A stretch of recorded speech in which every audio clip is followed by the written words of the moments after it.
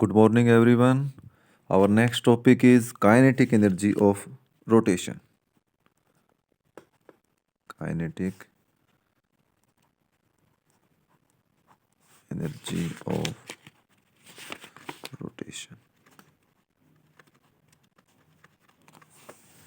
Kinetic energy of rotation first one होती क्या है?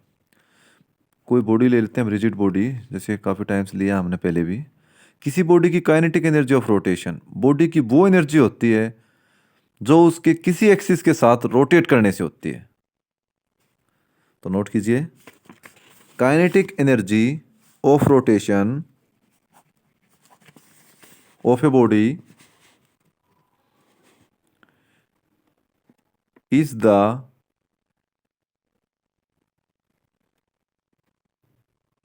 energy possessed by the body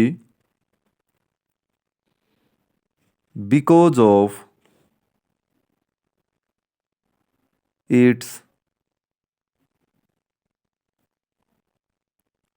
rotation about a given axis. मतलब किसी body की kinetic energy of rotation body की वो एनर्जी होती है जो उसके किसी एक्सिस के साथ रोटेट करने से होती है. अब हम एक रिजिड बॉडी ले लेंगे, वही एक प्लेन में, एक्स एक्सिस, वाई एक्सिस और जेड एक्सिस. एक रिजिड बॉडी लेते हैं जो एक्स वाई प्लेन में रोटेट कर रही है.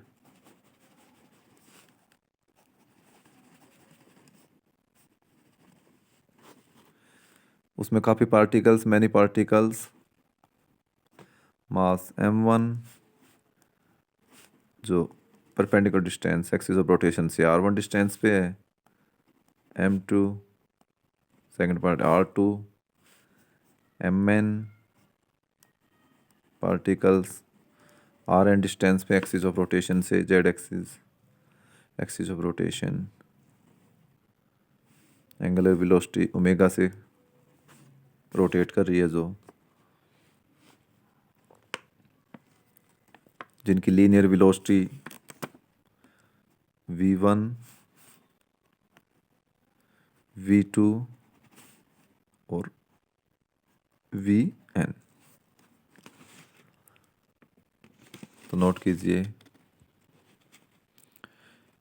We consider a rigid body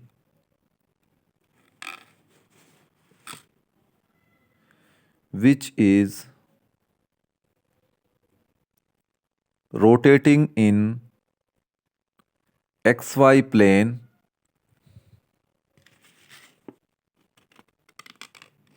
about z axis with a uniform angular velocity omega. Means हम एक रिजिड बॉडी जो एक्स वाई प्लेन में rotate rotate omega angular velocity से कर रही है.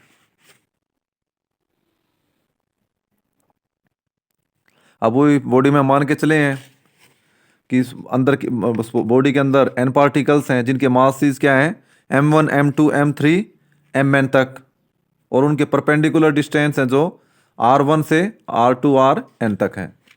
Suppose the body consists of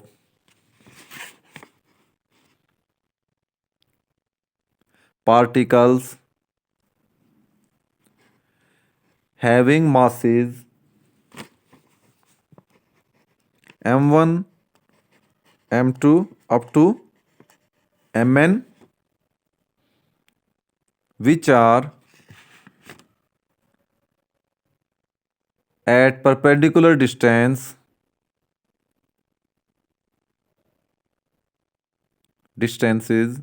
r1,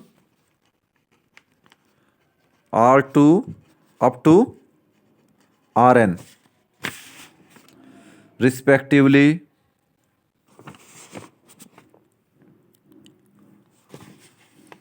देखो rigid body में सारे पार्टिकल्स हैं जो वो एक ही एक्सिस के साथ रोटेट कर रहे हैं, तो उनकी एंगुलर वेलोसिटी सभी की सेम होगी ओमेगा, लेकिन उनकी लीनियर वेलोसिटी डिफरेंट होगी। क्यों होगी उनकी लीनियर वेलोसिटी डिफरेंट? क्योंकि वो एक्सिस ऑफ रोटेशन से अलग डिस्टेंस पे हैं। ये देखो यहां अलग डिस्टेंस है, यहां अलग डिस्टेंस है, यहां अलग डिस्टेंस है। तो suppose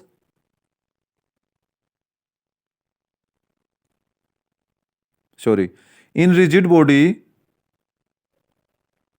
all particles of the body rotate about the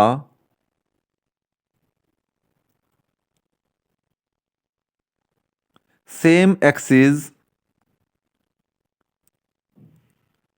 so their angular velocities will be same, but their linear velocities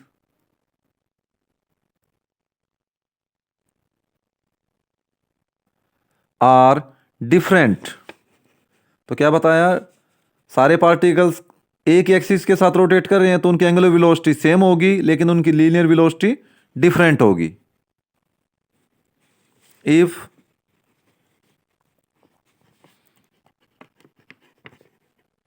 v1 v2 v3 up to vn are the linear velocities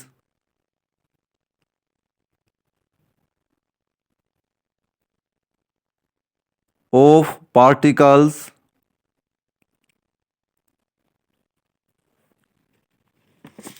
then linear velocities क्या होती है? Linear velocity होती है distance गुणा angular velocity. तो v1 क्या बन जाएगा हमारे पास? डिस्टेंस क्या है फर्स्ट पार्टिकल का? r1 डिस्टेंस पे, और एंगुलर वेलोसिटी ओमेगा, सभी की सेम रहेगी एंगुलर वेलोसिटी। तो क्या बन गया? v1 is equal to r1 omega. Second particle v2 r2 distance पे omega up to vn rn omega.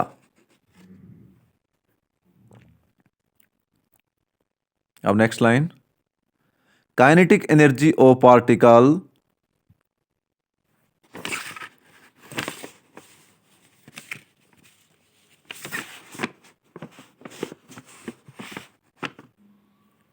Having mass m1। ये ट्रांसलेशनल में होती है, दो तरह की होती है काइनेटिक एनर्जी, रोटेशनल और ट्रांसलेशनल। तो ट्रांसलेशनल में फॉर्मूला जनरली क्या होता है काइनेटिक एनर्जी का? Kinetic energy is equal to half mv square, half गुणा मास गुणा वेलोसिटी का स्क्वायर। तो हमारा क्या बन गया? Half m1 v1 square. v1 की वैल्यू हम निकाल चुके हैं, क्या है हमारे पास? 1/2 m1 r1 ओमेगा स्क्वायर। तो क्या बन गया हमारे पास? Half m1 r1 square omega square. यही बनी ना भाई। अब ये एक पार्टिकल्स की है। Kinetic energies of other particles of body are, other की क्या बन गई भाई? Half m2 r2 square omega square up to mn rn square omega square by 2। ये अदर पार्टिकल्स की होगी भाई। तो next line, kinetic energy of rotation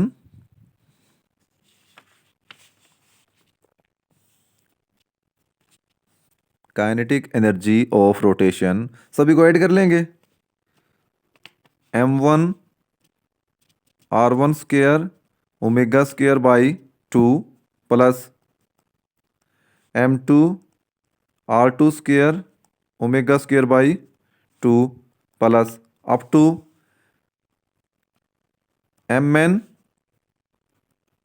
rn square omega square by 2। अब इसमें देखो आप सभी, हाफ सभी में कॉमन है और ओमेगा स्क्वायर भी सभी में कॉमन है, तो इनको हम बाहर ले लेंगे। 1/2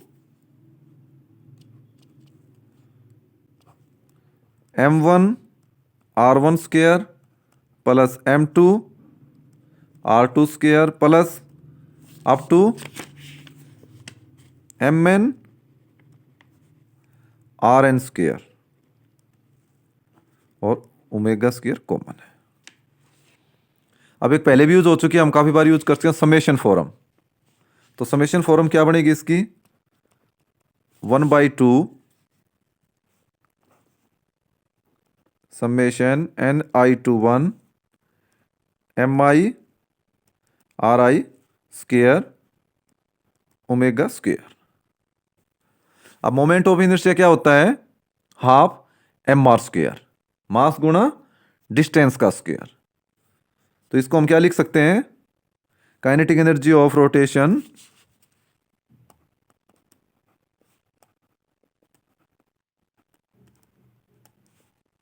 half I omega square, kinetic energy of rotation. यही बन गया भाई। इसको साइड में आपको बताना भी पड़ेगा एग्जाम में, I is equal to ni to 1 summation mi ri square.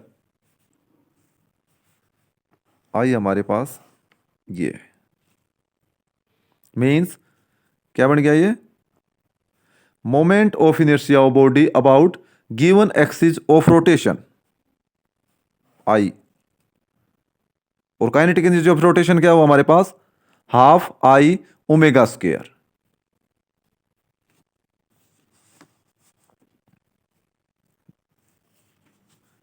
If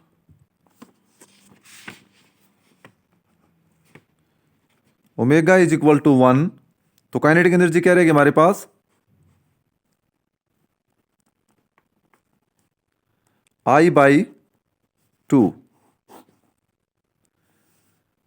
means moment of inertia kinetic energy का ट्वाइस होता है।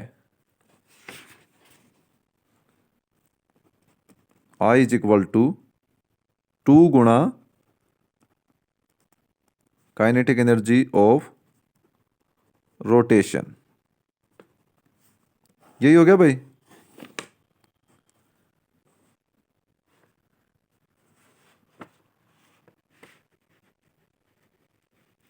तो लिख दी इसको, thus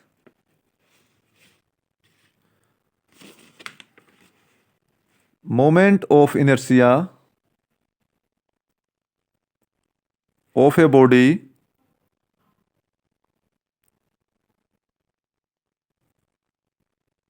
about a given axis of rotation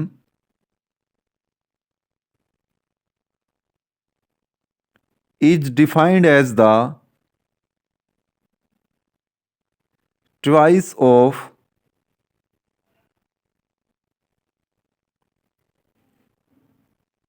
its kinetic energy of rotation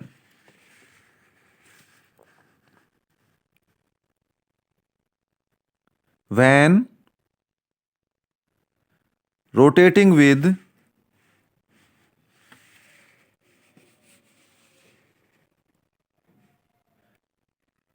unit angular velocity.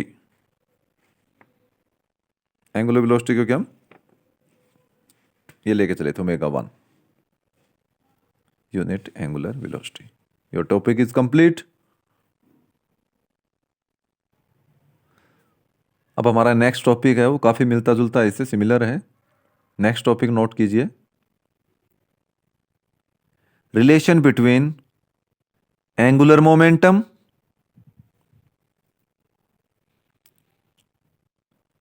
And moment of inertia of rigid body.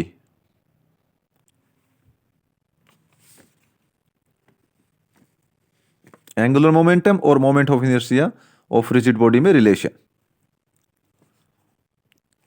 वही same हम एक rigid body लेके चलेंगे जो एक्सिस के साथ ओमेगा एंगुलर वेलोसिटी से घूम रही है।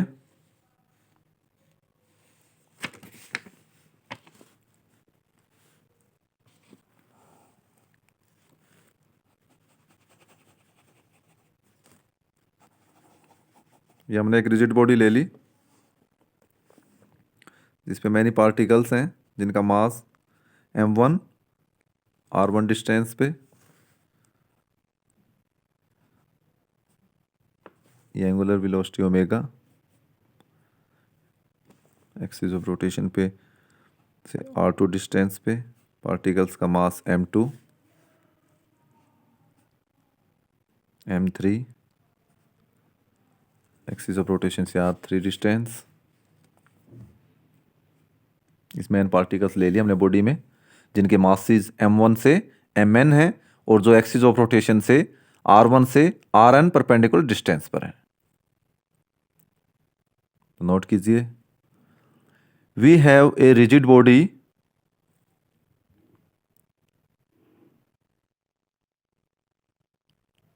which is rotating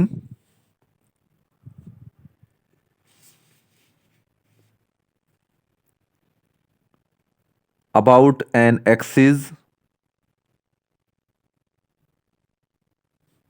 with a uniform velocity omega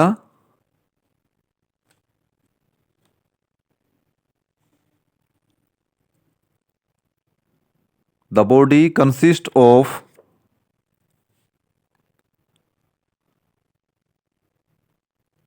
particles having masses m1, m2 up to mn,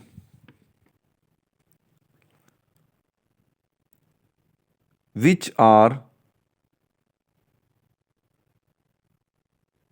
at perpendicular distances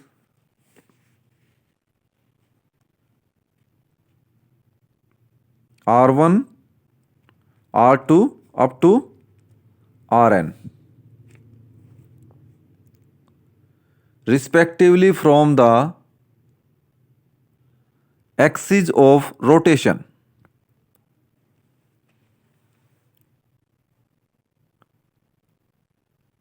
अब जैसे पहले भी पढ़ा हमने, ओमेगा एंगुलर वेलोसिटी सभी पार्टिकल्स की सेम है। रिजिड बॉडी में सारे पार्टिकल्स की एंगुलर वेलोसिटी सेम है, लेकिन उनकी लीनियर वेलोसिटी डिफरेंट होगी। क्यों होगी डिफरेंट? क्योंकि वे एक्सिस ऑफ रोटेशन से अलग डिस्टेंस पे, अलग अलग, देखो r3, r2, r1 सभी एक्सिस ऑफ रोटेशन से अलग डिस्टेंस पे। In rigid body the angular velocity omega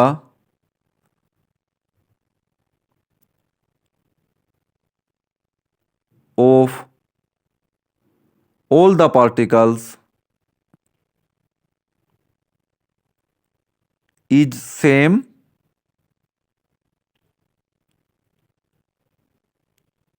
but their linear velocities will be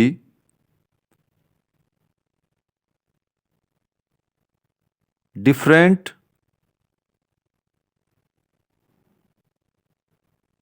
because of the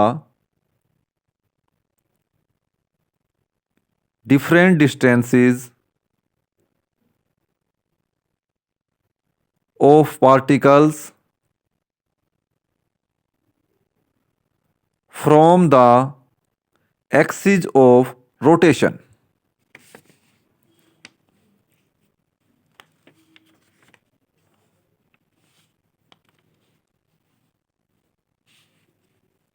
If V1, V2 up to Vn are the linear velocities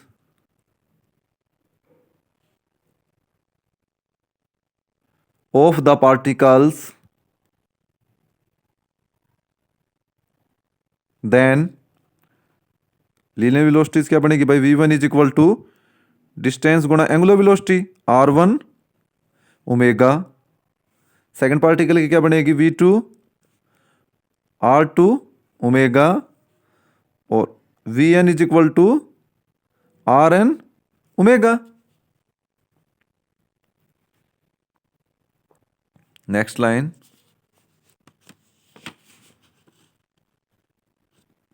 Linear momentum of particles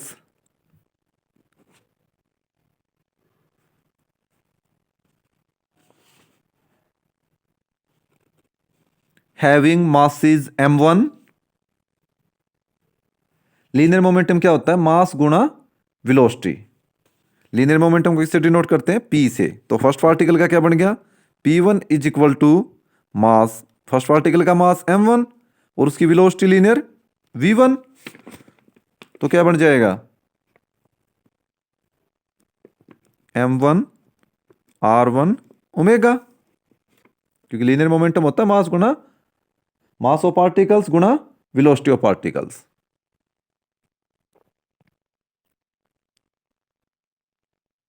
next line.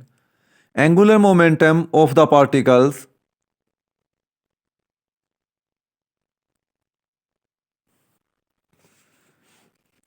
about the given axis. Angular momentum किसी से denote करते हैं? L. L is equal to क्या होता है angular momentum? Linear momentum गुणा distance. Linear momentum क्या है हमारा? P1 गुणा R1 is equal to linear की क्या होगी? M1 R1 ओमेगा गुणा distance r1 is equal to m1 r1 square omega. r1 यानी कि r1 स्क्वायर. एक पार्टिकल्स का ले लिया हमने, तो अब सिमिलरली हो जाएगा सभी पार्टिकल्स का. Similarly angular momentum of other particles of the body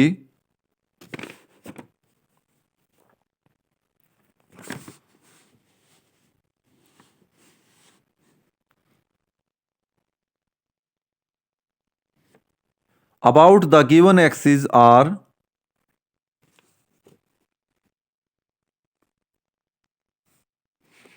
first particle का ही बना, सेकंड का क्या बनेगा?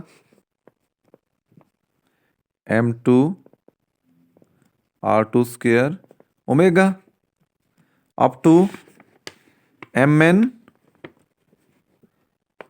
rn square omega. अब सारे पार्टिकल्स के एंगुलर मोमेंटम का sum. Angular momentum of the body about the given axis. तो L क्या बना? m1 r1 square omega plus m2 r2 square omega plus up to mn rn square omega. अब देखोगे omega सभी में common है, तो इसको बाहर ले लो. क्या बन जाएगा? L is equal to m1 r1 square plus m2 r2 square plus up to mn rn square और ओमेगा कॉमन है। अब एम आर क्या होता है? Moment of inertia, M R square. तो क्या लिख सकते हैं इसको समेशन फॉर्म यूज करेंगे तो? In summation form n i to 1 M I R I square omega. यही हो गया ना भाई? तो L क्या बन गया हमारे पास? L is equal to I omega, क्योंकि आई क्या है हमारे पास? Moment of inertia of the body about the given axis. ये हो गया मोमेंट ऑफ इनर्शिया। ये होता है मास गुणा डिस्टेंस का स्क्वायर। काफी बार पहले भी यूज हो चुका है। तो एल हमारे पास आ गया आई ओमेगा, यानी कि एंगुलर मोमेंटम आई और ओमेगा के प्रोडक्ट है। तो नोट करो आगे। Thus the angular momentum of a body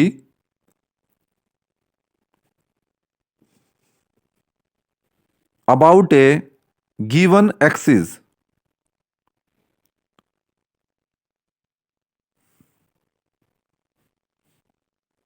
is the product of moment of inertia and angular velocity of the body about that axis.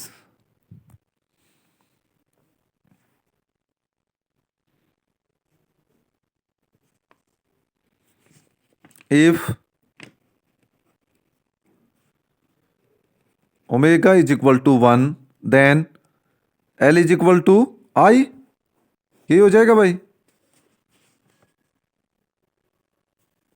Means hence moment of inertia of a body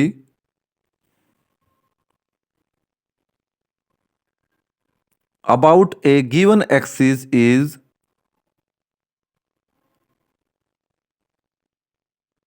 numerically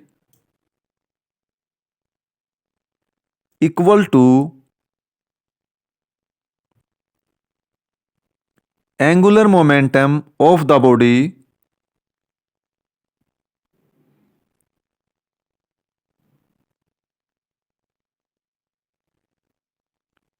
rotating with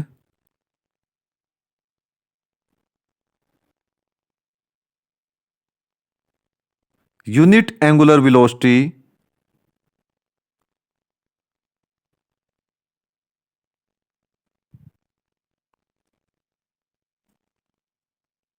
about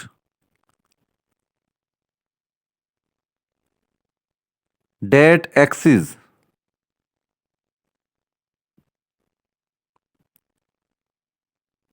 means जब कोई body unit angular velocity से rotate कर रही है तो उसका moment of inertia angular momentum के equal होगा। कब होगा इक्वल? जब कोई बॉडी यूनिट एंगुलर वेलोसिटी से रोटेट कर रही है। यूनिट एंगुलर वेलोसिटी मीन्स हम यहां लिया omega is equal to 1, that's mean. तो टॉपिक इज कंप्लीट। तो आज के हमारे ये दो टॉपिक थे। काइनेटिक एनर्जी ऑफ रोटेशन, जो फर्स्ट वन, काफ़ी सिमिलर टॉपिक है ये, जिसमें हमने लास्ट में रिजल्ट निकाला moment of inertia kinetic energy का ट्वाइस होता है। और सेकंड टॉपिक हमारा था जो relation between angular momentum and moment of inertia of a rigid body. तो आज हमारे ये दो टॉपिक थे, दोनों टॉपिक कंप्लीट हो गए हैं। अब हमारा नेक्स्ट टॉपिक है relation between torque and angular momentum of a rigid body. Relation between torque and angular momentum of a rigid body. तो नोट कीजिए, इन rigid body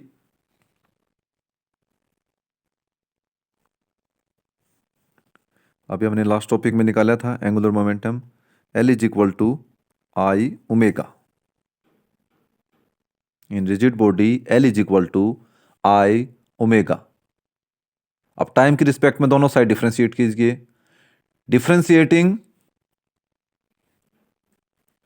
both sides with respect to time, क्या बना, dl by D T is equal to I constant है तो बाहर आ जाएगा D omega by D T,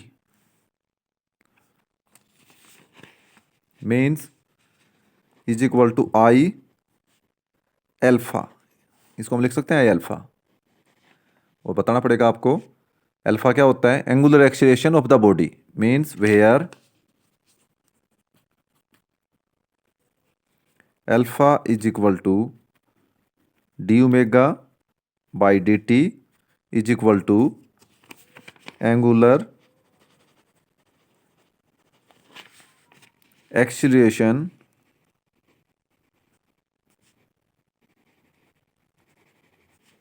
of a body.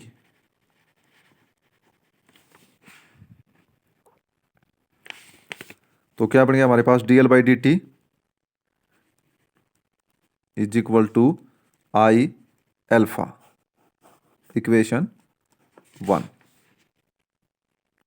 But हमने पढ़ा था tau torque, tau is equal to also I alpha, equation 2। ये हम पढ़ चुके हैं पहले टॉपिक्स में, tau is equal to I alpha. तो क्या बन सकते, क्या हो गया, दोनों को कंपेयर करेंगे तो उस side right hand side I alpha है, तो tau is equal to D L by D T, ये चीज़ होगी ना, टाउ इज, दोनों सेम है तो tau is equal to D L by D T, tau is equal to D L by D T, means क्या हो गया, बॉडी का torque rate of change of angular momentum होता है, बॉडी का torque rate of change of angular momentum होता है।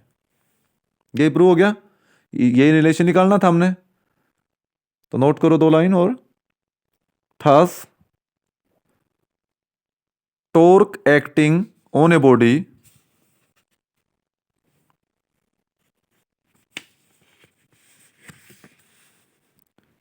is measured by the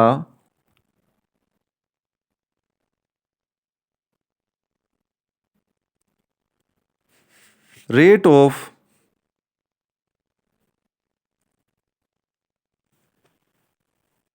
change of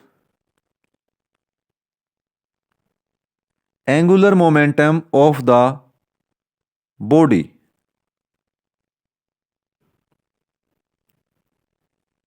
तो भैया हमारा टॉपिक कंप्लीट हो गया। ये टॉपिक था relation between torque and angular momentum of a rigid body. तो टुडे वर्क इज फिनिश्ड।